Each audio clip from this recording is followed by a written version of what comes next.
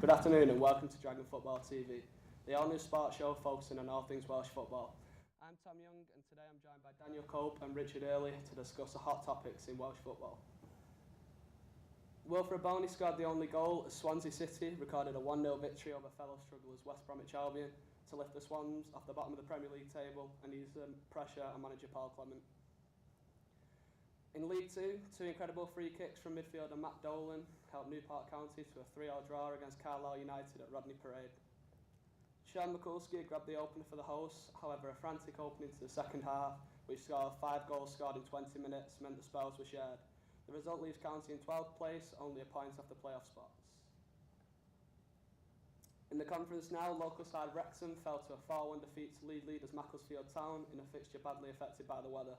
Scott Bowden's 74th minute equaliser looked to give the Dragons a route back into the game. However, 3 late goals gave the hosts all 3 points, meaning Wrexham remained in third, 2 points off the top. Cardiff City's championship clash with Reading takes place later on today. The game kicks off at 8 p.m, with the Bluebirds looking to close the gap on top of the table, Wolverhampton Wanderers, who dropped 2 points following the 0-0 draw with Sunderland on Saturday. So guys, big 3 points for Swansea this weekend. Many pundits had them tipped for relegation. What do you think? Staying up, going down? Yeah, I think they're going down. I mean, these are important games, and picking up victories in these games will, hopefully lead them to staying up. But I just don't think there's enough quality in the side. I think teams above them, you look at likes of Burnley, Huddersfield, they seem to have improved in terms of quality in these areas, such as centre midfield, defence. Swansea just looks so shaky at the back, and I think that will lead them to relegation. Richard, your thoughts? Yeah, I think that win at the weekend, the 1-0 win over West Brom was crucial really. It looks like Wilfred Bonny's back in form. They hadn't won in 8 games, but now they're 1 point behind, escaping the out of the relegation zone. So there's every chance there's another 66 points up for grabs in the league. So I think Paul Clement could bring them up if Wilfred Bonny can stay scoring goals. And Dan, many Swansea fans have been calling for Paul Clement to include Rocky Messer in his side. He started him on Saturday. He put in a stellar performance. Do you think he's done enough to cement his place in the squad for the forthcoming games?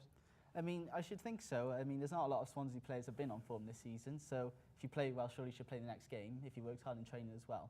But we all know he struggled to adapt since moving from the Spanish League over to the Premier League. He has struggled, and he's been in and out the side. Maybe his confidence has been a bit low.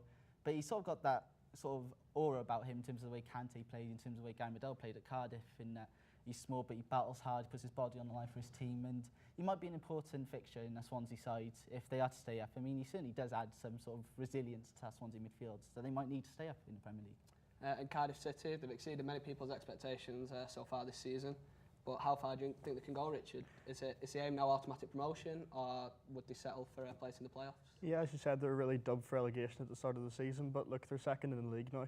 If they get a victory against Reading tonight, they're 2 points behind Wolves after their draw with Sunderland at the weekend, and then 6 points ahead of Bristol City if they can get the victory tonight. So I think they should really be going for the title. I don't think they should settle for playoffs. I think they should go for promotion spot and really push for the Premier League now. They haven't got the greatest players in the world, but they've got a really good side, and I think that's what's crucial about that team. And Dan, your thoughts? Well, it's like the Warnock effect, isn't it? Seeing these players from last season, I mean, it's more or less the same team, but they've just stepped up that gear. And I think like Junior Hoylett has turned into one of the best players in the Championship, and they just seem to have a bigger sort of squad, more in depth, with Omar Bogles proved a vital component to that team, and it just seems to have stronger unity in the squads, and they seem a lot more together. And it's like, I think they haven't got the money like Wolves have with £50 million players, but they do have a strong squad overall, and I think that could lead them to automatic promotion, which they should be aiming for now. And Richard, Danny Ward has been in fine form recently. How do you think he's fared in the absence of star striker Kenneth Zohore? Yeah, I think he's been brilliant. Whenever Zohore went out, everyone thought we're going to struggle here because Zohore had been such a key player for the team. But then again, he's only scored 3 goals in 12 appearances this season so far. Danny Ward stepped in, made 6 appearances, and he scored 4. So I think Danny Ward's in top form, and even if Zohore comes back, I think he should really keep his place. And coming back to Swansea now, Wilfred Boney has got 2 goals in his last 2 games. Do you think his form is potentially crucial to Swansea managing to stay out the season? Definitely. I think he's been brought in to replace Llorente, who's a big loss to them. So he needs to find his form. He has had shaky seasons at Manchester City and Stoke. So it's about time he does pick up. I mean, he showed the quality he has at Swansea when in his first spell there. So if he can get them, if he can get scoring again, then hopefully that should lead Swansea to staying up. But it's about finding that consistency, and at the moment he's lacking that a lot. And Richard, there's a lot of pressure still. Obviously, eased a bit with the victory at the weekend, but Paul Clement is still very much under pressure in the press. Do you think he's done enough, or he will do enough to stay on? Or do you reckon they need to bring someone else in to help him stay up? I think it's really to see now whether he can bring them up, keep them in the Premier League or not. If he can keep them in the Premier League, then keep him. If he feels, I don't think there's any point in bringing a new manager in at this stage. So if I ask you now, Swansea, Dan, staying up, going down? Going down. Richard? Staying up. Cardiff City? Going up. Going up? Going up. Automatic promotion, playoffs, champions? Automatic promotion. Champions. Champions. Sweet.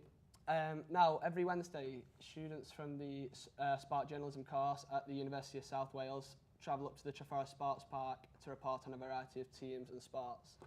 Let's take a look at them in action and find out their opinions on their university experience thus far.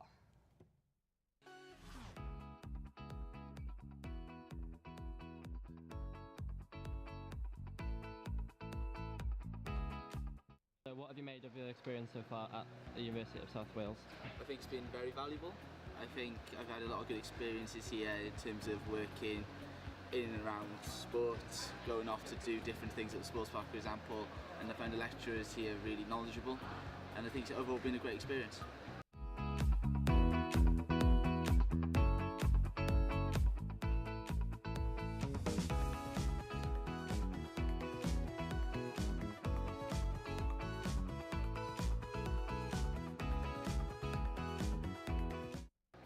What did you make of the experience of the Wales women v Kazakhstan game?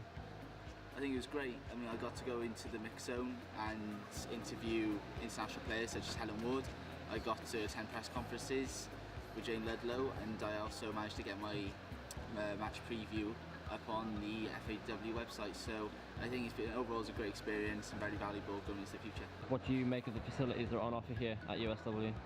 Well, you have the ability to just book out a camera each week, and that's really important. I think the equipment here is top class, so being able to take a camera out, go to a match either on the Wednesday at the sports park or go to a game on the weekend, being able to take those images for our assignments, stuff is great.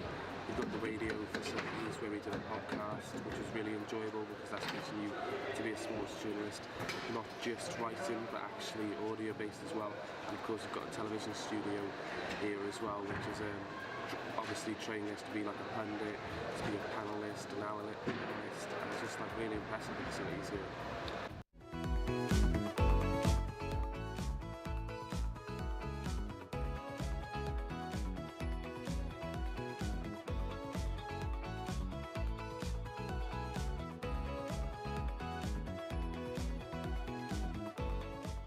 How beneficial is the course for someone wanting to have a career in sports journalism?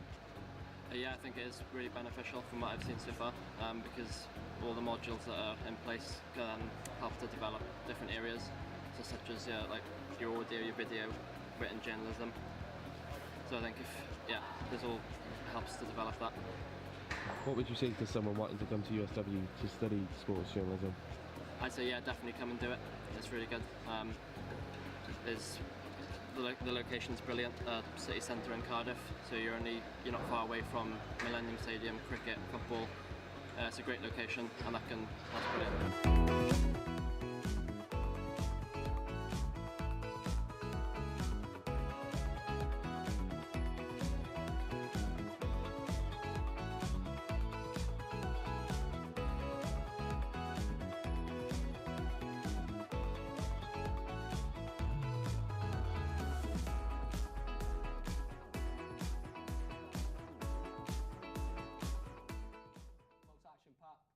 Focus turns to the Welsh Football League now, and on Friday evening Tom Pritchard and Jordan Jones battled the wintry conditions as they headed to Rordar to watch Taffs Well take on Llanelli Town.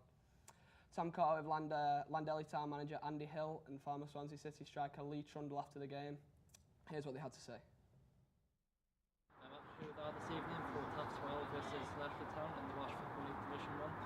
Taffs Well currently find themselves 6th in the league, whereas the Reds are currently 2nd, and they can go top tonight. the last time these two sides met was in the league, and it was at the start of the season. It was a 5-2 win for Lerport, with Lee Trundle grabbing the hat-trick and Joe Clark and Jordan McDavis grabbing the other. And these two sides also played in the cup. The last time they met, it was a 3-2 victory with Lee Trundle grabbing the hat-trick in front of the Scorio cameras. Both teams are on a 3-league unbeaten run, so it should be a good game this evening. It's only 5 minutes till kick-off.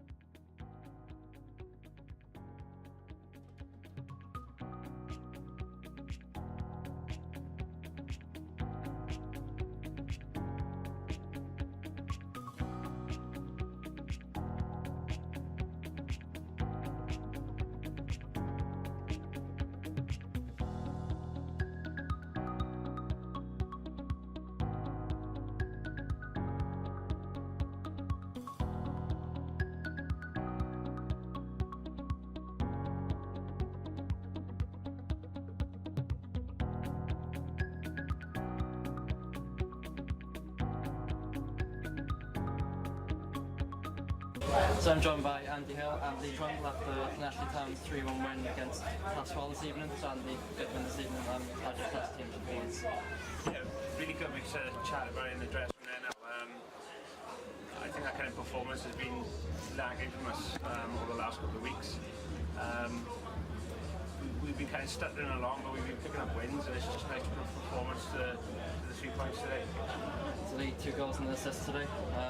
That's taken in the league so far this season. How much are you enjoying it? Yeah, I'm enjoying it. I think, carrying on from last season, it was a great season for myself and the team, and we want to do the same again. We set out with a plan at the start of the season, what we wanted, and we're on track to do that. So that's 4 league wins in a row now. How long do you keep it going for? As long as possible, really. We've got a target for this month. We hope to hit. Obviously, we're on track to that now. It's a big month, I think, for us in the way the season is going to go for us. So we got the ability and we got the squad to kind of deal with it. So just pull it through this month, I think. So you have 7 goals now in the last 3 games against Classwell. Do you think there's a reason why you do so well against them?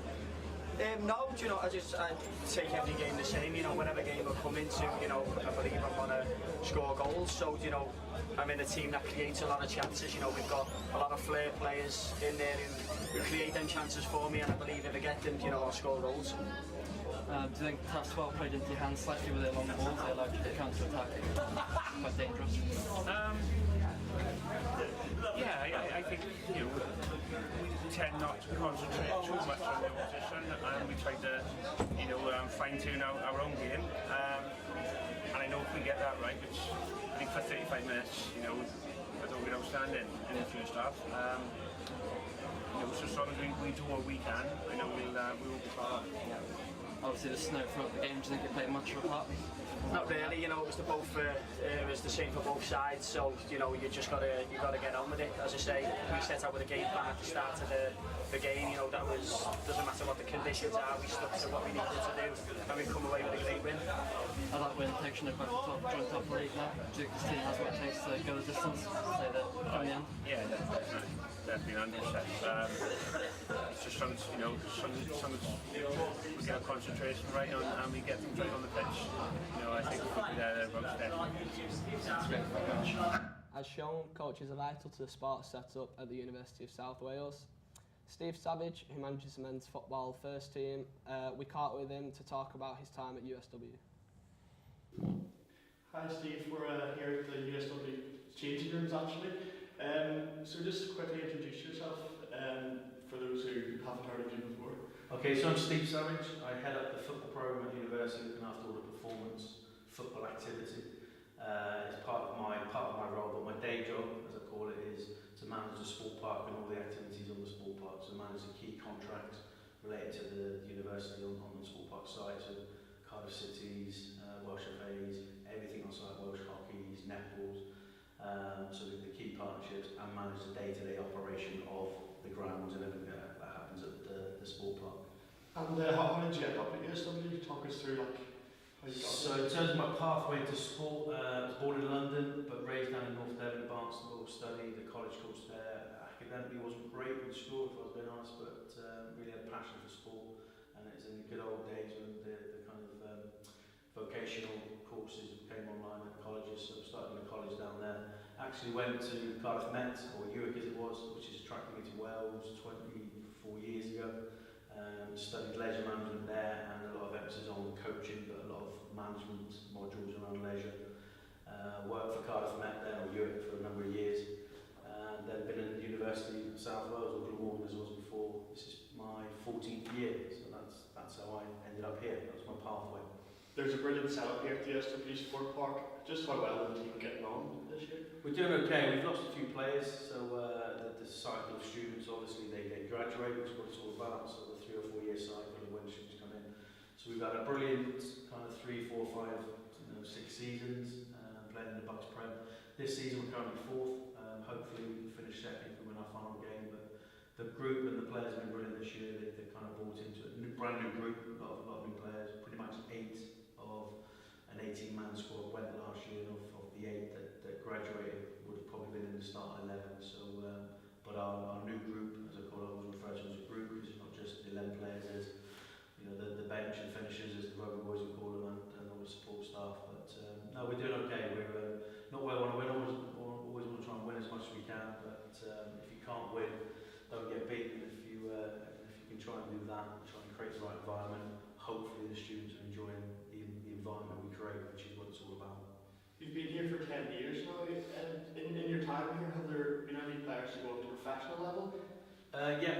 Playing wise, I've got to be honest, very difficult, because they arrive here as release scholars or ex-pros, so they kind of arrive here looking at the next vocation, whether that be coaching, not so much necessarily kicking on to go back in the pro game. But we've had a few success stories. Mika Chinuzi is one, released by Cardiff City at 18, came to university, one of the first students to come onto the football degree programme here. Played football for us, was playing for Leith in the Welsh Premier League, and now Meeks is playing for Bangkok Glass, I think they're called, up in the Thai Premier League, doing really well. And during his time there, it's his 4th season, he's now a full international for Thailand. So Bridge Boy, I think his mum's from Thailand, which makes him a Thai national. But brilliant, doing really well, still in contact with him via Twitter. When he comes back, he always trains with us. But Meek is probably our highest profile in terms of playing professional football. Lots of lads go on to play in Sweden, down in Australia, or go over to America and play almost semi-professional. But lots of successes also of not necessarily going into the game to play, but to coach. So when I first took over the programme, I had a lecturer with me, David Adams, who's now assistant manager of Middlesbrough in the Championship. Lee Kendall, women's coach for England, used to be a player. Lots of João Sacramento, there's another one, used to be Monaco's analyst, is now Lille's head coach. So it's not necessarily about coming in and turning them into players, go back in a professional game if that happens, and I believe if we can keep investing and keep supporting the players as best we can, keep creating the right environment, that will happen, because the nature of the game now, I think players are getting missed, or not fully developed, so I say, at 18, so the 23s football now is picking up those, and if 1 or 2 go back in a professional game, brilliant.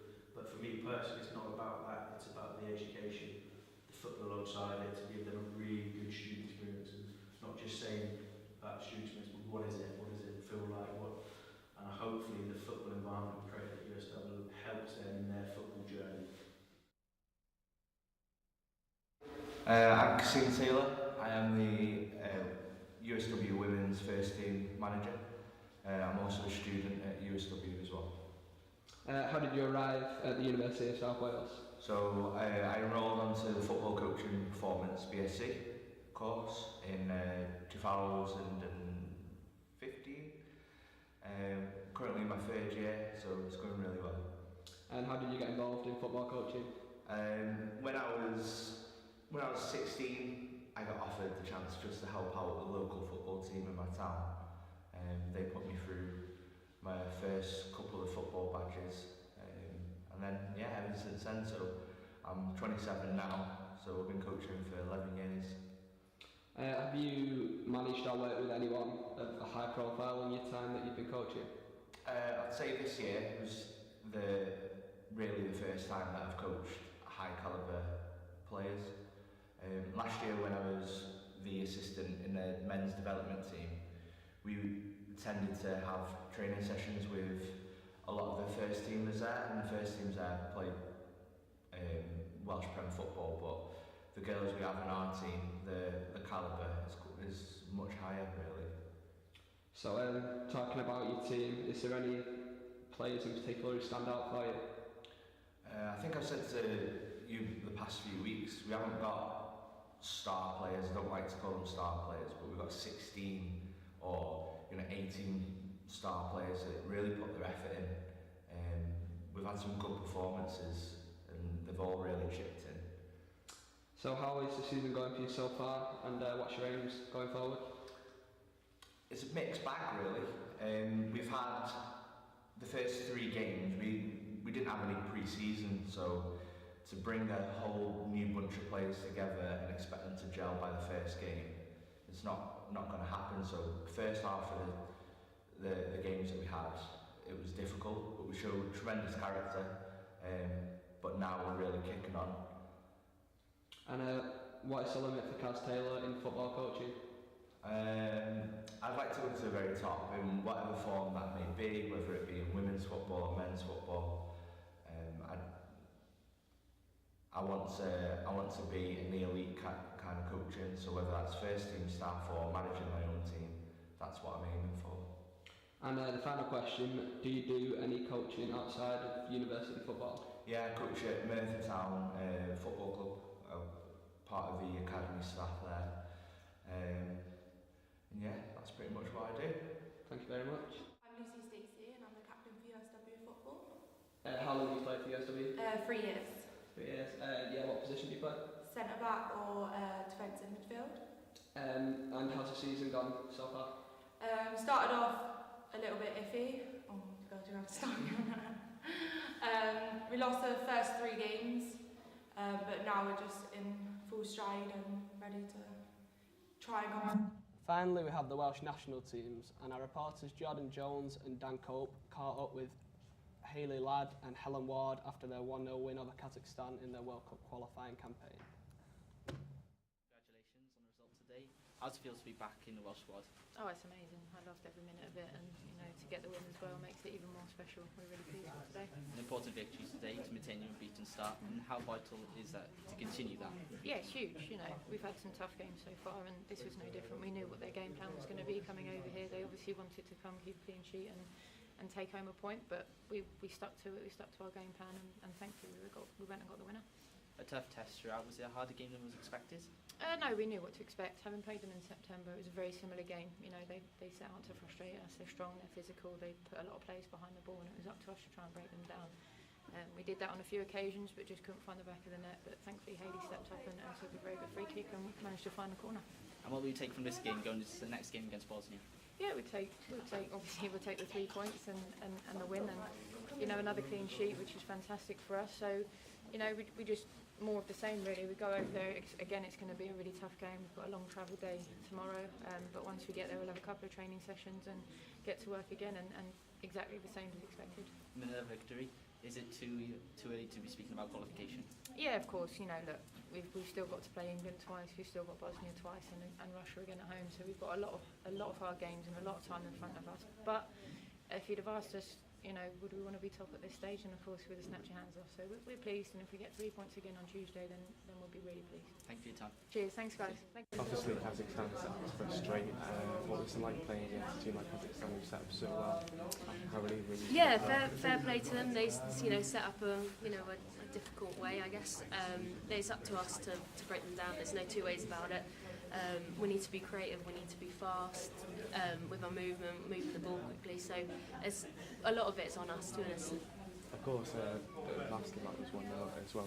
Did you know much about Kazakhstan before the game as well?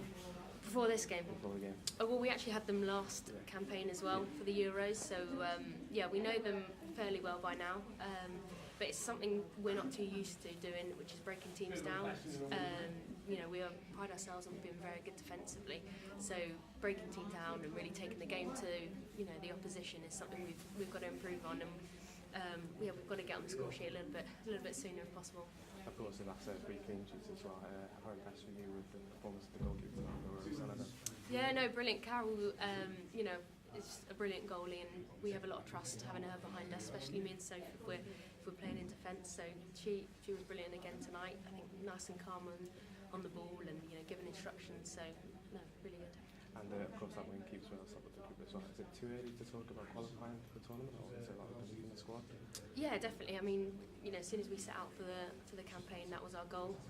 So each game we, you know, obviously try and notch up the points, and yeah, our long-term focus is that qualification. What would that mean for you if you were to qualify for a World Cup? Yeah, obviously it would. Well, to get to the playoffs first, that would make history for being for a Welsh team, or a women's Welsh team. So yeah, that in itself is just what we're trying to do. Thank you. Thank you. We've seen how important a manager is to a team. Wales are currently without one after the departure of Chris Coleman. Chris, I'm once again joined by Richard Early and Daniel Cope to discuss who will be best suited to replace Coleman as Wales' manager.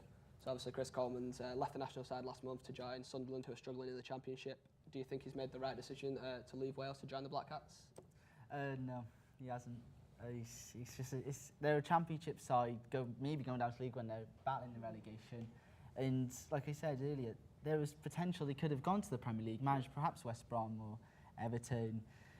But you know, he's sticking out with Sunderland. He might do really well. There might be a success to around the club. But they've had 12 managers since 2008, him included. So they come and go managers, Sunderland. There's no stability there. So maybe he might bring that.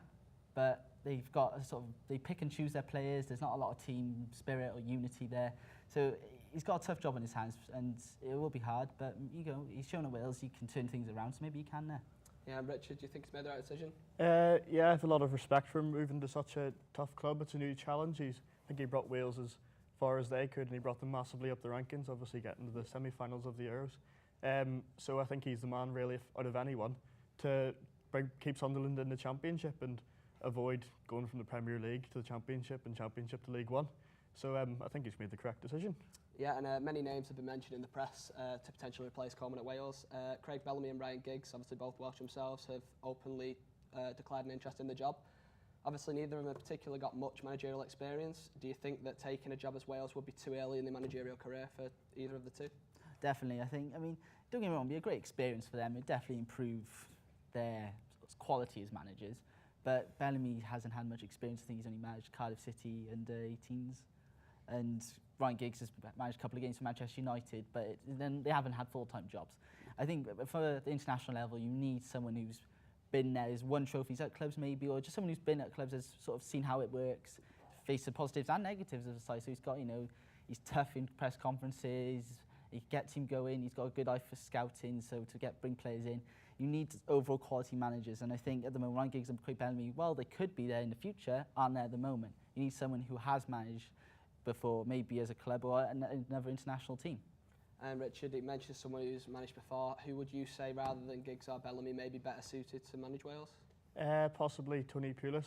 He's never managed at international level before, but he's done well at club level. He's a very good manager.